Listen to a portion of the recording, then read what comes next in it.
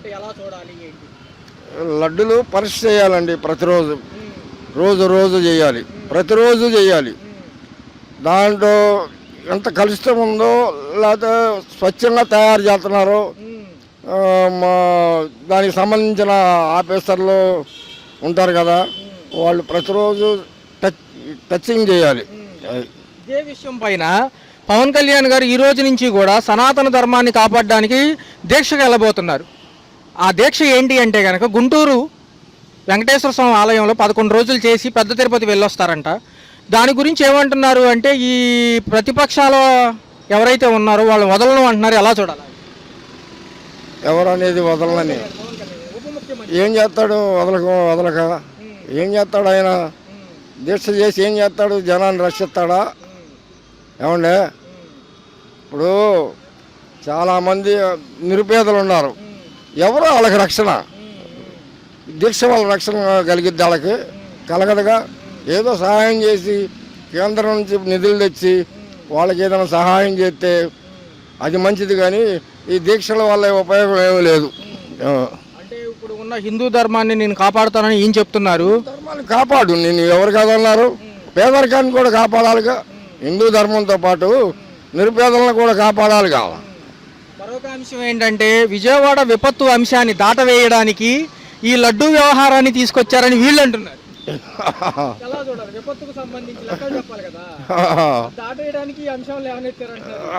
అదేం కాదు కానండి, ఎవరి పని వాళ్ళు చేస్తుంటారు. చట్టం పని చట్టం చేస్తుంటుంది. ఈ రకం కల్తీ తయారు చేసేవాళ్ళు వాళ్ళు తయారు చేస్తూనే ఉంటారు. కానీ ఎంక్వైరీ చేయడం మంచిదే వాస్తవంగా. ఈ అంశం పైన మోడీ ప్రభుత్వం వచ్చిన రెండోసారి గత హయాంలో 6 సంవత్సరాల క్రితం పవన్ కళ్యాణ్ గారు ఒక మీడియా సమావేశం పెట్టారు. అప్పుడు ఏమన్నారు అంటే ఆ టైంలో మోడీ గారు గోవధన ఆపాలి, ఈ గొడ్డు మాంసాన్ని తినకూడదు, ఇవన్నీ బ్యాన్ చేసే హడావుల్లో ఉన్నారు. గుర్తుందో లేదా మీకు? అప్పుడు ఏం జరిగిందంటే ఈయన ప్రెస్ మీట్ పెట్టాడు, మీడియా ముఖంగా ప్రెస్ మీట్ పెట్టి ఏం చెప్పారు అంటే పవన్ కళ్యాణ్ గారు ఎవరి అభిప్రాయాలు వాళ్ళయి, ఎవరి ఆహార పద్ధతులు వాళ్ళయి, మనం ఏమీ చేయలేము అన్నారు. రెండోది మా నాన్నగారు మాకు చెప్పింది ఏంటంటే వివేకానంద్ ఎవరైతే ఉన్నాడో వివేకానంద గారు ఆయన చెప్పినట్టుగా ఆహారం లేని సమయంలో ఇది తిరిగి బతికిన వాళ్ళు చాలామంది ఉన్నారు గొడ్డు మాంసాన్ని తిని, అది పెద్ద సమస్య కాదు, తినొచ్చు అని చెప్పారు. ఇప్పుడేమో సనాతన ధర్మాన్ని కాపాడడాన్ని అంటున్నాడు. సనాతన ధర్మాన్ని కాపాడుతానంటూ జంతువధ చేయం, జంతు మాంసం తినం అంటున్నాడు. అది ఎక్కడ ధర్మం, ఎక్కడ ఇది? ఎప్పటికప్పుడు మాట్లాడి తప్పించుకుంటామే తప్ప అది వాస్తవం కాదు. ఇప్పుడు మన సనాతన ధర్మం ప్రకారంగా జీవహింస చేయకూడదు. గోవు మనకు పవిత్రమైంది, ఎంతో పవిత్రమైంది గోవు.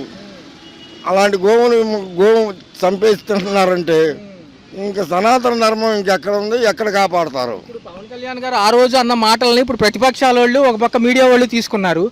ఇప్పుడు దీక్ష చేయడం ఎందుకండి? మీరే చెప్పారు కదా తినొచ్చని వీళ్ళు అంటున్నారు. ఎలా చూడాలి? తప్పండి, చాలా తప్పు. అది తినమని అంటాం చాలా ప్రభుత్వానికి తప్పు. చూసుకున్నట్లయితే ఈ అంశం పైన ఏకిపారేస్తున్నారు గత 2 రోజులుగా. మరి నష్టపరిహార బాధితుల పరిస్థితి ఏంటంటారు? తప్పండి, చాలా తప్పండి. గోవు మనకు పవిత్రమైంది, ఎంతో పవిత్రమైంది. అట్టి పవిత్రమైన దాన్ని చంపేసి తినమంటున్నాడంటే ఇంకా ఆహారాలు లేవా? పూర్వకాలంలో గోవధ చేసే బతికారా? శ్రీరాముడు, పాండవులు వీళ్ళందరూ అరణ్యవాసాలు చేసినప్పుడు గోవధలు చేశారా, పక్షివధలు చేశారా, జంతువధలు చేశారా? కందమూలాలు తిని వాళ్ళు జీవించలేదా? ఇప్పుడు వీళ్ళు ఏమంటున్నారంటే ఈ మాటలు చెప్పిన పవన్ కళ్యాణ్ అప్పుడు 6 సంవత్సరాల క్రితం, ఇప్పుడు సనాతన ధర్మాన్ని కాపాడడానికి వెళ్తున్నారు కదా, సమంజసమేనా? రెండు వీళ్ళే చెబుతారు. కాదండి, ఎట్ట అయింది? ఆ రోజు జంతువులను చంపేసి తినమన్నాడు. ఇవాళ సనాతన ధర్మం అంటే ఎట్ట? అది ఎప్పటికప్పుడు మాట్లాడి తప్పించుకునే విధానంగా ఉంది, కానీ అది కరెక్ట్ కాదు. బాబాయ్ గారు చూసుకున్నట్లయితే మీకున్న ఎక్స్పీరియన్స్లో గత ప్రభుత్వాల్లో నవరత్నాలు చూశారు, ఈ ప్రభుత్వాల్లో సూపర్ 6 తీసుకొచ్చారు. కొంత సమయం వీళ్ళు అడుగుతున్నారు, అమలవుతాయి అని నమ్మకం ఉందా? అమలు నమ్మకం ఉందండి, అమలు చేస్తారని. కానీ గత ప్రభుత్వంలో అనవసరమైనటువంటి పథకాలు పెట్టి ఆయన దెబ్బతిన్నాడు. ఆ పథకాలు లేకపోతే ఆయన మళ్ళీ గెలిచేవాడు. ఆ పథకాలు పెడతాం ఆయనకు పత్రం. చూసుకున్నట్లయితే రాబోయే 5 ఏళ్ళు ఎలా ఉండదు చెప్పలేం కదండి. ఇప్పుడు మనం వర్తమానాన్ని చెప్పగలం, ఇప్పుడు జరిగేదాన్ని చెప్పగలం కానీ జరగబోయేదాన్ని చెప్పలేం. ఎలా చేస్తారనేది చెప్పలేం కదండి. సో అన్ని విధాలుగా ఎలా ఉండబోతుంది ప్రభుత్వాల యొక్క పాలన? ఇప్పుడు ఇంతవరకు పర్వాలా, మరి రాబోయే రోజులు ఎలా ఉంటుందో తెలియదు. పేదల సమస్య పైన నాకు అత్యంత అవగాహన ఉంది, మీ సమస్యలు తీరుస్తానని పవన్ కళ్యాణ్ గారు ఏమయ్యారు గత వారం నుంచి అంటున్నా. మరి నేను వాళ్ళకి తెలవాలి, పెద్దోళ్ళకి. మాకేం తెలుసు? మాకు టీవీ లేదు, ఏమీ లేదు, ఫోన్లు లేవు చూస్తానికి. ఎవరికి ఏమంటాం? గత 2 రోజుల నుంచి కూడా తిరుపతి రోడ్డుకు సంబంధించి నెయ్యి బదులు గేదెల కొవ్వు, పశువుల కొవ్వు వాడారని చెప్పి ఆ అంశం మీద ఉన్నారు ఆయన. ఇవాళ నుంచి కూడా గుళ్ళో దీక్ష తీసుకుని 11 రోజుల పాటు దీక్షలోనే ఉండి తిరుపతి వెళ్ళి వస్తామంటున్నారు. మరి ఈ 11 రోజుల పరిస్థితి లడ్డూల కోసం చూస్తారు జనాలు. చూడబోతే జనాలు పోతే మరి లడ్డూలు పట్టుకొని కూర్చుంటారా? పవన్ కళ్యాణ్ లడ్డూ కోసం చూస్తే అసలు ఉండే మొత్తం రోడ్డు మీద బతుకుతుందా? ఆయన వస్తే నేను బాగా చూస్తా, బాగా చేస్తా జనాల్ని అన్నారు. మరి అంతా వదిలి ఆయనకి చూసాం. మరి ఈ రోజు లడ్డూలు కాడ కూర్చుంటే జనాలు ఏమైపోతారు? మరి ఇప్పుడు ఏదైతే ఈ అంశం ఉందో ఈ అంశాన్ని పెద్ద చేస్తున్నారు. లడ్డు దొరికిపోయింది వాళ్ళకి, గెలిచేశారు కదా, 2 చేతుల లడ్డు దొరికింది. ఇంకోసారి ఎలక్షన్ వస్తే ఏమి సార్? ఎవరికి అస్సలు మాకు ఓటు వద్దు, ఏమొద్దు. మరి ఇప్పుడు ఎలా అడుక్కొని తిన్నా అలా తినేస్తాం. మీరు ఇంత కష్టాల్లో ఉంటే ఆ లడ్డు విషయం పైన ఎందుకు అంత చేస్తారండి సార్? వాళ్ళ లడ్డు 2 చేతుల లడ్డు దొరికింది, ఇప్పుడు లడ్డే కావాలి వాళ్ళకి. ప్రజలు రోడ్ల మీద చచ్చిపోతున్నారు, తిండి లేకుండా, నీళ్ళు లేకుండా ఎగిరి ఎగిరి ఎగిరి ఎగిరి తీసుకుంటున్నారు. మరి పరిహారం ఎప్పుడు అందిస్తారని అంటున్నాను. మాకు ఇస్తే, మా సాయం చేస్తే మేము వ్యాపారం చేసుకుని ఉంటాం, లేకపోతే మా బతికి ఇంతే.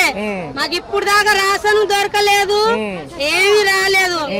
అసలు ఊరెళ్ళి వచ్చా అంతా ఇల్లంతా మునిగిపోయింది, సరుకు మొత్తం నాశనం అయిపోయింది. తిండి లేకుండా, బట్టలు లేకుండా అలాగే ఉన్నాం.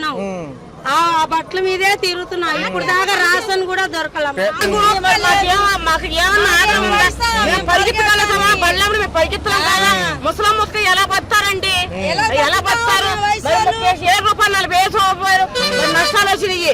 మాకు బళ్ళకు వచ్చి ఎవరైనా రాసిన వాళ్ళు కానీ, మాకు సాయం చేసిన వాళ్ళు కానీ ఉండారా?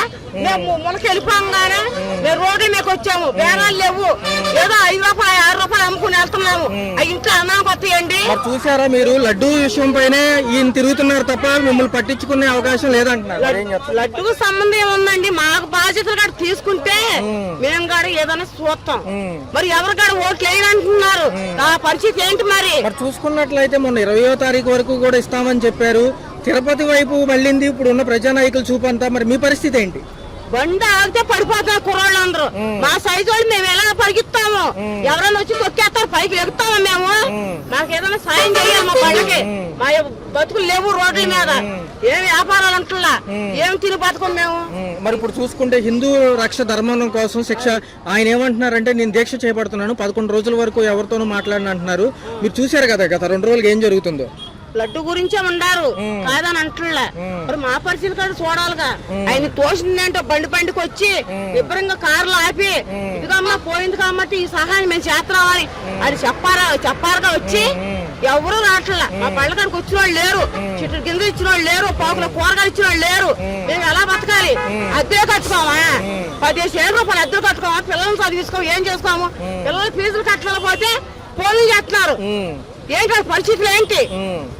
అది జరిగింది అదండి. మరి చూసుకున్నట్లయితే ఈ ప్రభుత్వ అధికారులు ప్రస్తుతానికి వెసులుబాటులో ఉండేటట్టు కనపడటం లేదు.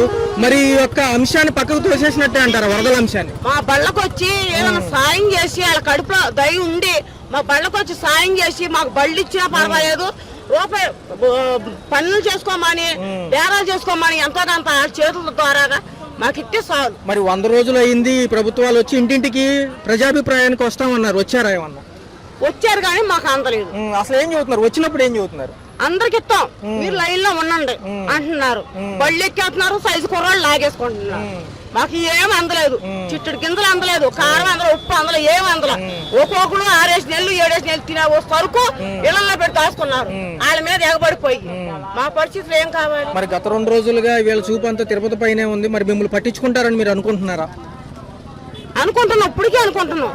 ఎవరూ రావట్లే, మాకు దయచేసిన వాళ్ళు లేరు, అది మేము చెప్పేది.